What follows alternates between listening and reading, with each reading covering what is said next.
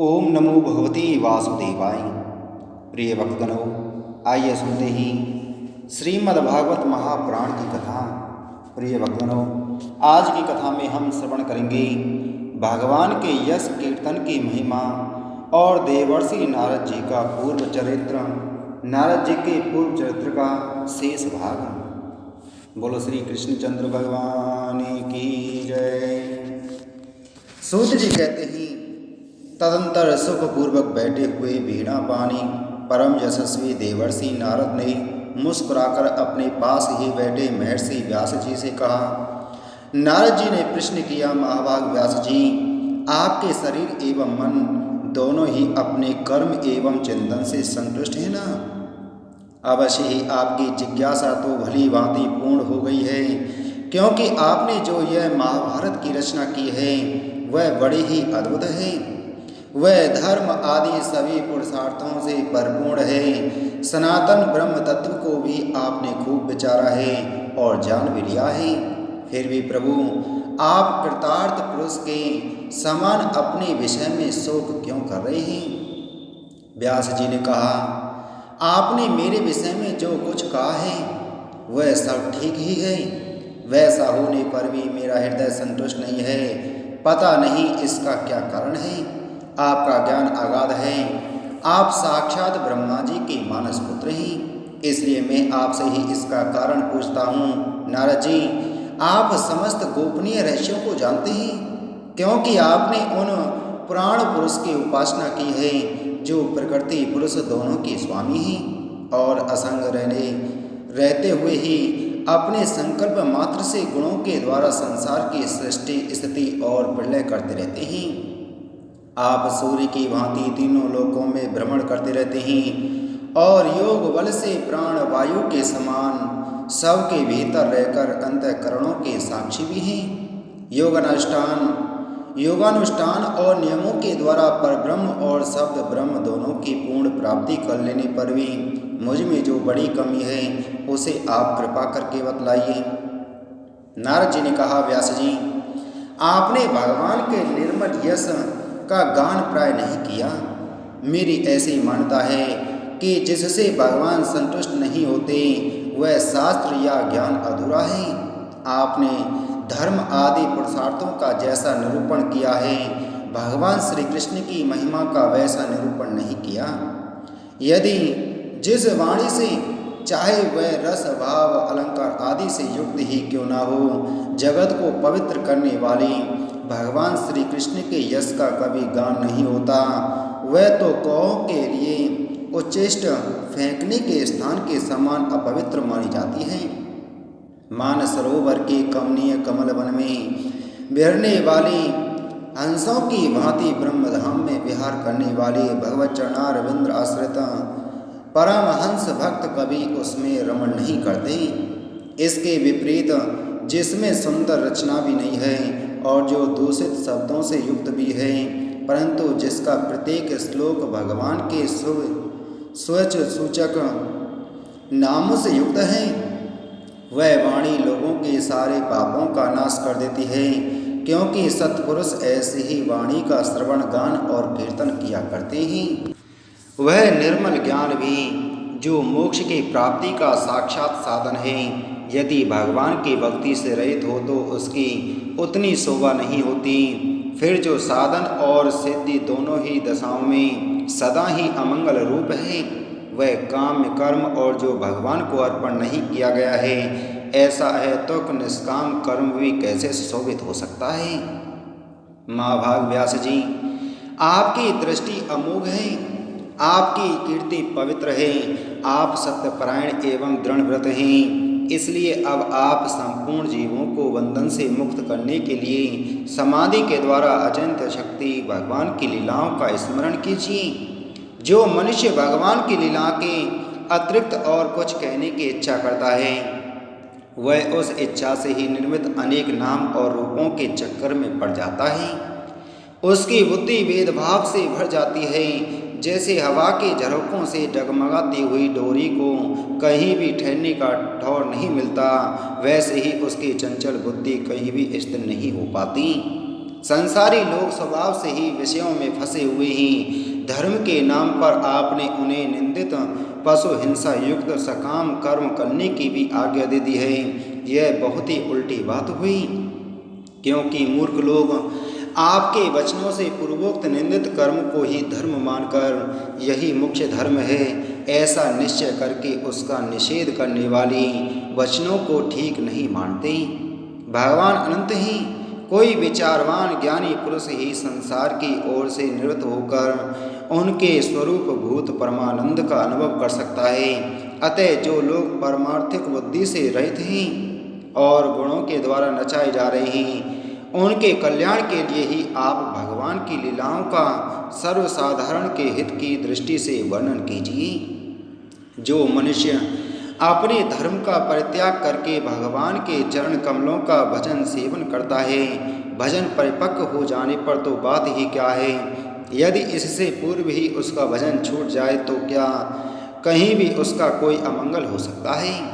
परंतु जो भगवान का भजन नहीं करते और केवल स्वधर्म का पालन करते हैं, उन्हें कौन सा लाभ मिलता है। बुद्धिमान मनुष्य को चाहिए कि वह उसी वस्तु की प्राप्ति के लिए प्रयत्न करे जो तिनके से लेकर ब्रह्मा पर्यंत समस्त ऊंची नीची योनियों में कर्मों के फल स्वरूप आने जाने पर भी स्वयं प्राप्त नहीं होती। संसार के विषय सुख तो जैसे बिना चेष्टा के दुख मिलते हैं, वैसे ही कर्म के फल रूप में अचिंत गति समय के फेर से सबको सर्वत्र स्वभाव से ही मिल जाते हैं। व्यास जी, जो भगवान श्री कृष्ण के चरणारविंद का सेवक हैं, वह भजन न करने वाले कर्मी मनुष्यों के समान दैवात कभी बुरा भाव हो जाने पर भी जन्म मृत्यु में संसार में नहीं आता। वह भगवान के चरण कमलों के आलिंगन का स्मरण करके फिर उसे छोड़ना नहीं चाहता। उसे रस का चस्का जो लग चुका है, जिनसे जगत की उत्पत्ति स्थिति और प्रलय होते हैं, वे भगवान ही इस विश्व के रूप में भी हैं। ऐसा होने पर भी वे इससे विलक्षण हैं। इस बात को आप स्वयं जानते हैं, तथापि मैंने आपको संकेत मात्र कर दिया है। व्यास जी, आपकी दृष्टि अमोघ है। आप इस बात को जानिए कि आप पुरुषोत्तम भगवान की कलावतार हैं। आपने अजन्मा होकर भी जगत के कल्याण के लिए जन्म ग्रहण किया है, इसलिए आप विशेष रूप से भगवान की लीलाओं का कीर्तन कीजिए। विद्वानों ने इस बात का निरूपण किया है कि मनुष्य की तपस्या, वेदाध्ययन, यज्ञानुष्ठान, स्वाध्याय, ज्ञान और दान का एकमात्र प्रयोजन यही है कि पुण्य कीर्ति श्री कृष्ण के गुणों और लीलाओं का वर्णन किया जाए।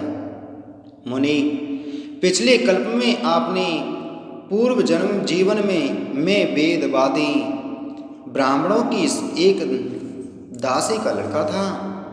वे योगी वर्षा ऋतु में एक स्थान पर चातुर्मास कर रहे थे। बचपन में ही मैं उनकी सेवा में नियुक्त कर दिया गया था। मैं यद्यपि बालक था, फिर भी किसी प्रकार की चंचलता नहीं करता था। जितेंद्रिय था, खेल कूद से दूर रहता था और अज्ञानुसार उनकी सेवा करता था। मैं बोलता भी बहुत कम था। मेरे इस शील स्वभाव को देखकर समदर्शी मुनियों ने मुझ सेवक पर अत्यंत अनुग्रह किया। उनकी अनुमति प्राप्त करके बर्तनों में लगा हुआ झूठन में एक बार खा लिया करता था। इससे मेरे सारे पाप धुल गए। इस प्रकार उनकी सेवा करते करते मेरा हृदय शुद्ध हो गया और वे लोग जैसा भजन पूजन करते थे, उसी में मेरी भी रुचि हो गई। प्यारे व्यास जी, उस सत्संग में उन लीला गान परायण महात्माओं के अनुग्रह से मैं प्रतिदिन श्री कृष्ण की मनोहर कथाएं सुना करता।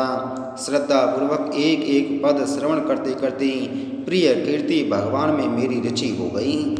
महामुनि, जब भगवान में मेरी रुचि हो गई, तब उन मनोहर कीर्ति प्रभु में मेरी बुद्धि भी निश्चल हो गई।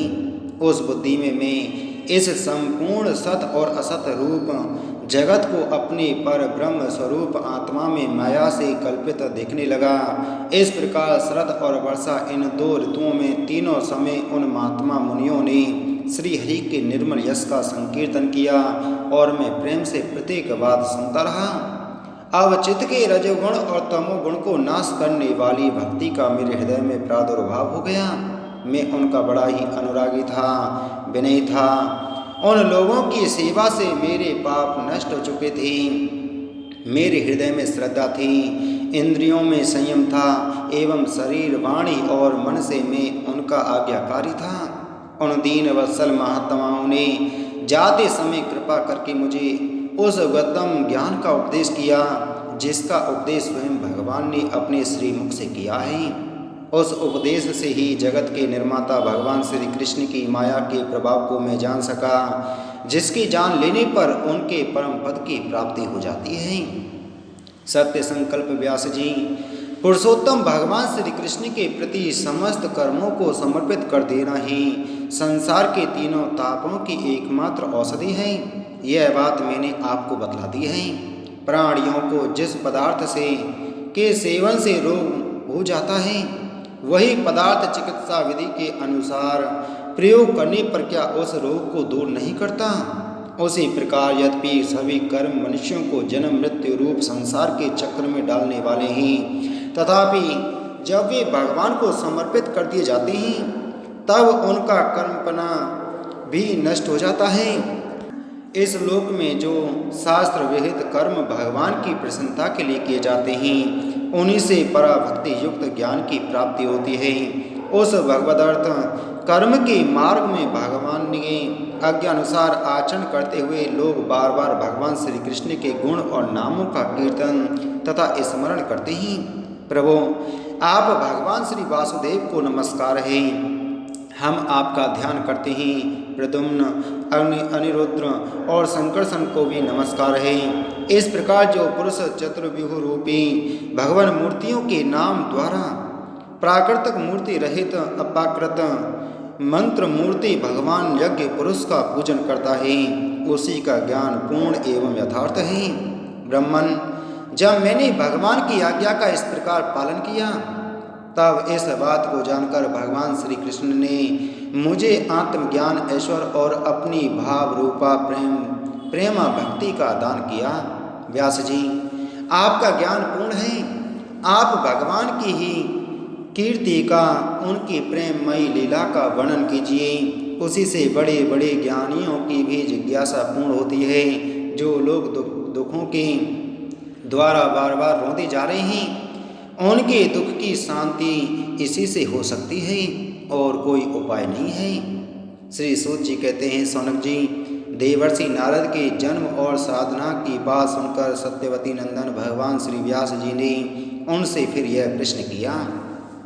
श्री व्यास जी ने पूछा, नारद जी, जब आपको ज्ञानोपदेश करने वाले महात्मा गण चले गए तब आपने क्या किया? उस समय जो आपकी अवस्था बहुत छोटी थी, स्वयंभू आपकी शेष आयु किस प्रकार व्यतीत हुई और मृत्यु के समय आपने किस विधि से अपने शरीर का परित्याग किया? देवर्षि, काल तो सभी वस्तुओं को नष्ट कर देता है। उसने आपके इस पूर्व कल्प की स्मृति का कैसे नाश नहीं किया? श्री नारद जी ने कहा, मुझे ज्ञानोपदेश करने वाले महात्मागण जब चले गए तब मैंने इस प्रकार अपना जीवन व्यतीत किया। यद्यपि उस समय मेरी अवस्था बहुत छोटी थी। मैं अपनी माँ का इकलौता लड़का था। एक तो वह स्त्री थी, दूसरे मूढ़ और तीसरी दासी थी। मुझे भी उसके सिवा और कोई सहारा नहीं था। उसने अपने को मेरे स्नेह पास में जकड़ रखा था। वह मेरे योगक्षेम की चिंता तो बहुत करती थी, परंतु पराधीन होने के कारण कुछ कर नहीं पाती थी। जैसे कठपुतली नचाने वाले की इच्छा के अनुसार ही नाचती है, वैसे ही यह सारा संसार ईश्वर के अधीन है।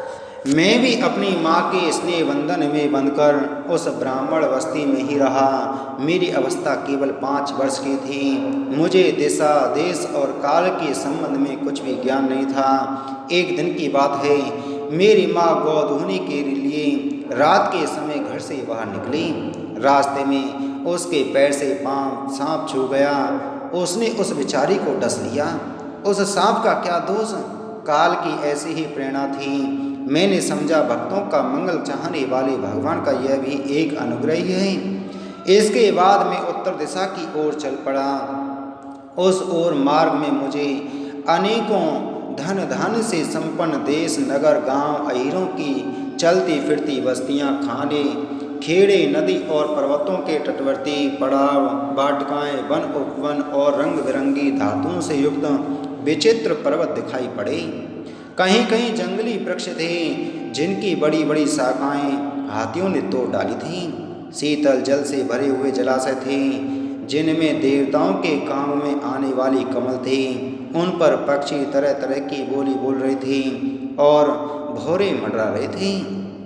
यह सब देखता हुआ मैं आगे बढ़ा। मैं अकेला ही था। इतना लंबा मार्ग तय करने पर मैंने एक घोर गहन जंगल देखा। उसमें नरकट, बांस, सेंठा, कोस, कीचक आदि खड़े थे। उसकी लंबाई चौड़ाई भी बहुत थी और वह सांप, उल्लू, सियार आदि भयंकर जीवों का घर हो रहा था। देखने में बड़ा भयानक लगता था। चलते चलते मेरा शरीर और इंद्रियां शिथिल हो गईं। मुझे बड़ी जोर की प्यास लगी। भूखा तो था ही। वहाँ एक नदी मिली। उसके कुंड में मैंने स्नान, जलपान और आचमन किया। इससे मेरी थकावट मिट गई। उस विजन वन में एक पीपल के नीचे आसन लगाकर मैं बैठ गया। उन महात्माओं से जैसा मैंने सुना था, हृदय में रहने वाले परमात्मा के उसी स्वरूप का मैंने मन ही मन ध्यान करने लगा। भक्ति भाव से वशीकृत चित्त द्वारा भगवान के चरण कमलों का ध्यान करते ही भगवत प्राप्ति की उत्कंठ लालसा से मेरे नेत्रों में आंसू झलझला आए और हृदय में धीरे धीरे भगवान प्रकट हो गई। व्यास जी, उस समय प्रेम भाव के अत्यंत उद्रेक से मेरा रोम रोम पुलकित हो उठा। हृदय अत्यंत शांत और शीतल हो गया। उस आनंद की बाढ़ में मैं ऐसा डूब गया कि मुझे अपना और ध्येय वस्तु का तनिक भी ध्यान न रहा। भगवान का वह अनिर्वचनीय रूप समस्त शोकों का नाश करने वाला और मन के लिए अत्यंत लुभावना था। सहसा उसे न देख मैं बहुत ही विकल हो गया और अनमना सा होकर आसन से उठ खड़ा हुआ। मैंने उस स्वरूप का दर्शन फिर करना चाहा, किंतु मन को हृदय में समाहित करके बार बार दर्शन की चेष्टा करने पर भी मैं उसे नहीं देख सका। मैं अतृप्त के समान आतुर हो उठा। इस प्रकार निर्जल वन में मुझे प्रयत्न करते देख स्वयं भगवान ने जो वाणी के विषय नहीं है, बड़ी गंभीर और मधुर वाणी से मेरे शोक को शांत करते हुए से कहा, खेद है कि इस जन्म में तुम मेरा दर्शन नहीं कर सकोगे। जिनकी वासनाएं पूर्णतया शांत नहीं हो गई हैं, उन अधकचरे योगियों को मेरा दर्शन अत्यंत दुर्लभ है।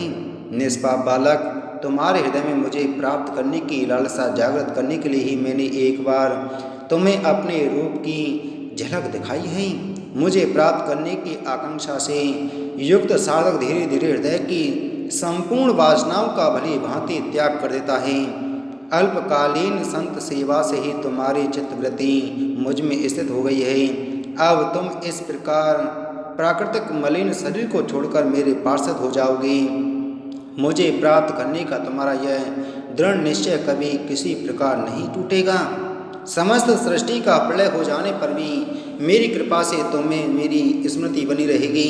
आकाश के समान अव्यक्त सर्वशक्तिमान भगवान महान परमात्मा इतना कहकर चुप हो गए। उनकी इस कृपा का अनुभव करके मैंने उन श्रेष्ठों से भी श्रेष्ठतर भगवान को सिर झुकाकर प्रणाम किया। तभी से मैं लज्जा संकोच छोड़कर भगवान के अत्यंत रहस्यमय और मंगलमय मधुर नामों और लीलाओं का कीर्तन और स्मरण करने लगा। स्पृहा और मद मत्सर मेरे हृदय से पहले ही निवृत्त हो चुके थे।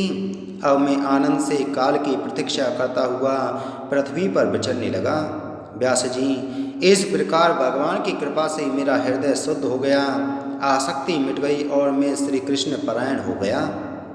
कुछ समय बाद जैसे एकाएक बिजली कौंध जाती है, वैसे ही अपने समय पर मेरी मृत्यु आ गई। मुझे शुद्ध भागवत पार्षद शरीर प्राप्त हो गया। अवसर आने पर प्रारब्ध कर्म समाप्त हो जाने के कारण 5 भौतिक शरीर नष्ट हो गया। कल्प के अंत में जिस समय भगवान नारायण एकानव प्रलयकालीन समुद्र के जल में शयन करते हैं, उस समय उनके हृदय में शयन करने की इच्छा से इस सारी सृष्टि को समेटकर ब्रह्मा जी जब प्रवेश करने लगे, तब उनके श्वास के साथ मैं भी उनके हृदय में प्रवेश कर गया। एक सहस्त्र चतुर्युगी बीत जाने पर जब ब्रह्मा जगे और उन्होंने सृष्टि करने की इच्छा की, तब उनकी इंद्रियों से मरीचि और ऋषियों के साथ मैं भी प्रकट हो गया। तभी से मैं भगवान की कृपा से वैकुंठ आदि में और तीन लोकों के बाहर और भीतर बिना रोक टोक विचरण किया करता हूँ। मेरे जीवन का व्रत भगवत भजन अखंड रूप से चलता रहता है। भगवान की दी हुई इस स्वर ब्रह्म से विभूषित वीणा पर तान छोड़कर मैं उनकी लीलाओं का गान करता हुआ सारे संसार में विचरता हूँ। जब मैं उनकी लीलाओं का गान करने लगता हूँ, तब वे प्रभु जिनके चरण कमल समस्त तीर्थों के उद्गम स्थान हैं और जिनका यशो गान मुझे बहुत ही प्रिय लगता है, बुलाए हुए की भांति तुरंत मेरे हृदय में आकर दर्शन दे देते हैं। जिन लोगों का चित्त निरंतर विषय भोगों की कामना से आतुर हो रहा है, उनके लिए भगवान की लीलाओं का कीर्तन संसार सागर से पार जाने का जहाज है। ये मेरा अपना अनुभव है। काम और लोभ की चोट से बार बार घायल हुआ हृदय श्री कृष्ण सेवा से जैसी प्रत्यक्ष शांति का अनुभव करता है, यम नियम आदि योग मार्गों से वैसी शांति नहीं मिल सकती। व्यास जी, आप निष्पाप हैं। आपने मुझसे जो कुछ पूछा था वह सब अपने जन्म और साधन का रहस्य तथा आपकी आत्मतुष्टि का उपाय मैंने बतला दिया। शेषु जी कहते हैं, सौनक आदि ऋषियों, देवर्षि नारद ने व्यास जी से इस प्रकार कहकर जाने की अनुमति ली और वीणा बजाते हुए स्वच्छंद विचरण करने के लिए वे चल पड़े। आहा, ये देवर्षि नारद धन्य हैं, क्योंकि ये सांग पानी भगवान की कीर्ति को अपनी वीणा पर गा गा कर स्वयं तो आनंद मग्न होते ही हैं, साथ साथ इस त्रिताप तप्त जगत को भी आनंदित करते रहते हैं। इति श्रीमद्भागवते महापुराणे पारमहंस्या संहिताया प्रथम स्कंदे व्यास नारद संवादे षष्ठो अध्याय संपूर्णम्। बोलो श्रीमद्भागवत महापुराण की जय। बोलो श्री कृष्ण चंद्र भगवान की जय।